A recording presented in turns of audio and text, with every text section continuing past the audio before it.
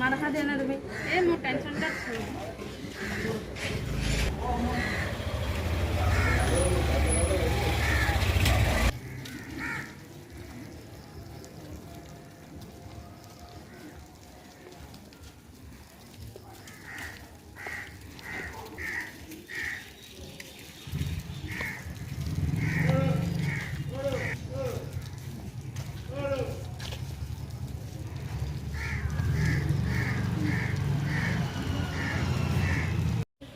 আমাৰ কথাটো এটা স্পষ্ট যে সামাজিক মাধ্যমৰ জৰিয়তে কিছুমানে প্ৰতিভা বিকাশ কৰিও বহুত আগলৈ গৈছে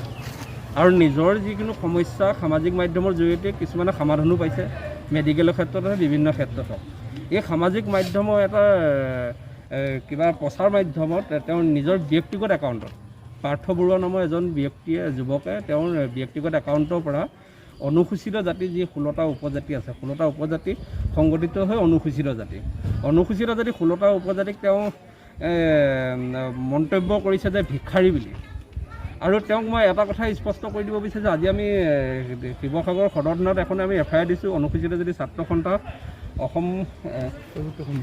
কৈৱৰ্ত সন্মিলন আমি দুয়োখনে পৃথকে পৃথকে ইয়াত এখন এজেহা দিয়া হৈছে আৰু এজেহাৰ পৰা আমি এটা কথা কৈ আছোঁ যে যি জাতিকে নহওক কোনো জাতিক যাতে কোনো লোকে কোনো ব্যক্তি বিশেষে কোনো জাতিক যাতে এনেকুৱা ধৰণৰ মন্তব্য নকৰে যি মন্তব্যত যাতে কোনোবা জাতি আঘাত হয় আমি আঘাত পাইছোঁ আৰু সেইকাৰণে আমি প্ৰশাসনৰ ওচৰত ন্যায় বিচাৰিছোঁ আৰু অতি শীঘ্ৰে সেই পাৰ্থ বৰুৱাক গ্ৰেপ্তাৰ কৰি যি তেওঁ শাস্তি দিব লাগে সেই শাস্তি দিব বুলি আমি অনুৰোধ জনালোঁ প্ৰশাসনক।